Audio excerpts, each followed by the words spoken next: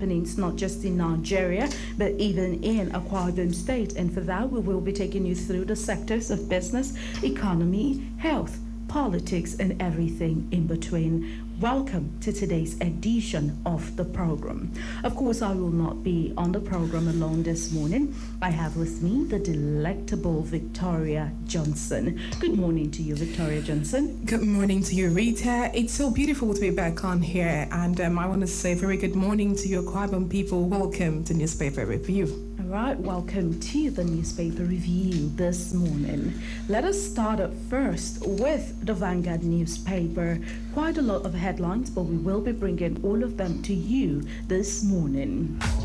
The very first headline here says, candidates upload APC, PDP, ADC and others did not meet July 11 INEC deadline. This is coming from a source this morning. And of course, we do not know if, this is going to pose problems for the parties who have not been involved. Now, it is important to note before you want to run around, head all over the place to say that this is witch hunting. APC is also among political parties that did not meet the July 11 deadline by INEC for candidacy uploading on the INEC portal. So we get to see what happens to these parties. If you want to know the other parties who did not meet up with the deadline and you want to know what will be done to these people, then you can feel very free to check on the detail of the story on page 4 of the Vanguard newspaper.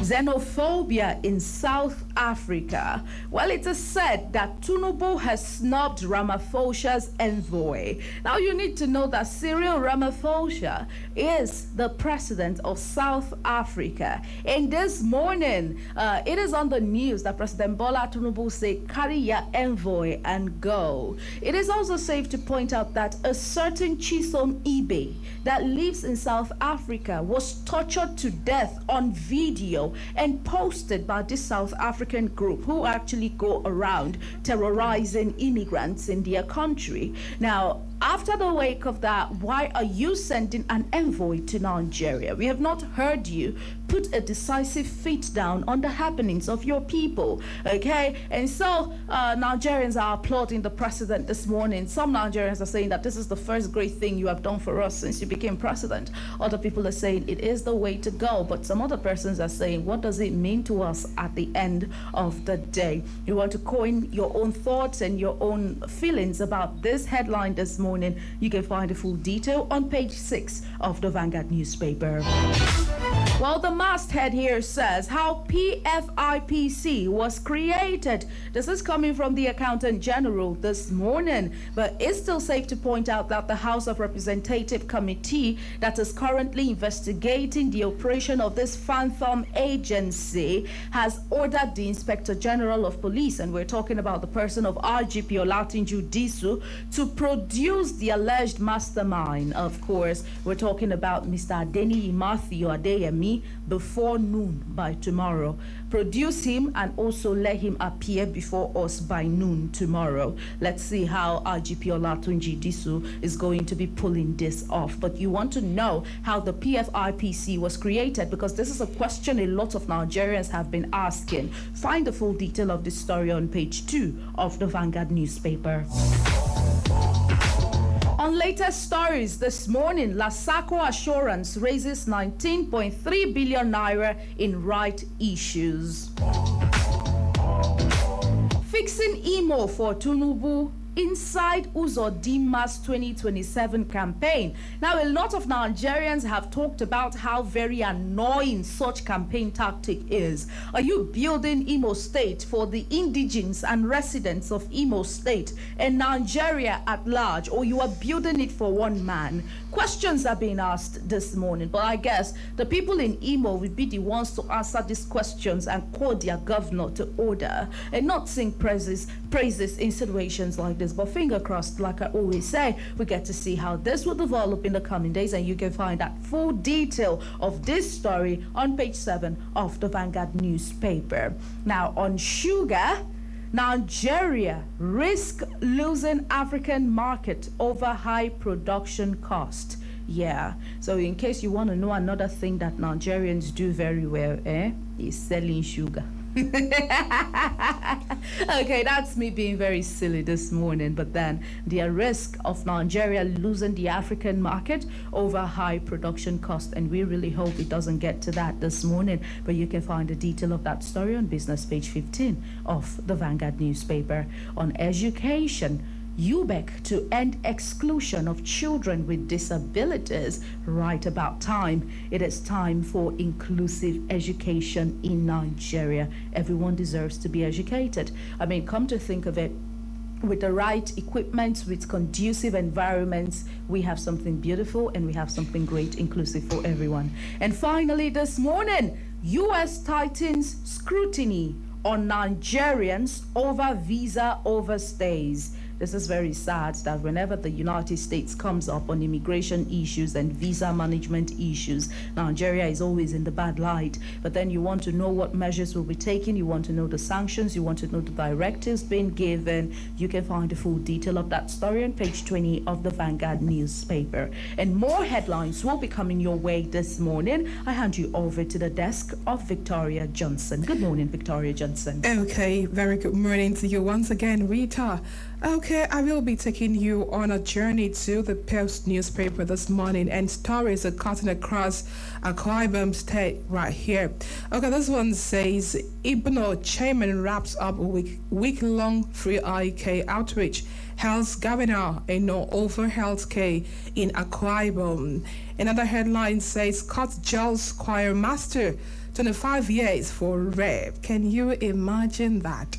Well, we bring you another story here from the Post newspaper saying that you should prioritize safety above wealth, and this is actually referred to 18 and residents, says Uko Umo.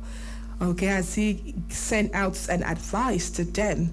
Well, we go to another headline here which says Umoino's commissioners lament poor funding despite huge allocations to Akwa Ibom. Well, you know that the governor is saying that he is channeling some resources that was meant to, for how I don't want to use the word lavishing, that was meant for something that he's channeling those resources and he's using it to do something else, to develop Akwa Ibom State, to put on roads and infrastructure, the healthcare center. And he's also saying that for all of these years he has been the governor of the state, he has not borrowed any money anywhere. Okay, so sometimes most commissioners want to feel better as commissioners, but then they're coming out in their numbers to lament that they do not, have adequate funding. Their funding system is poor compared to other administration. So that is why they're coming out to cry out that despite the monthly allocation allocated to Akwa Ibom State, that they are having very poor funding. So you see that commissioners are not living so much of luxurious life that that they used to live compared to the other administration and all of that. But then they are still quite good. Okay. All right, so this one says crisis rocks the Apostolic Church. Uyo Field reportedly turns mainland field as national reconciliation effort aimed without resolution. Wow. Well, you have to check out all those headlines from the Post newspaper this morning. These are stories cutting across Akwa Ibom State.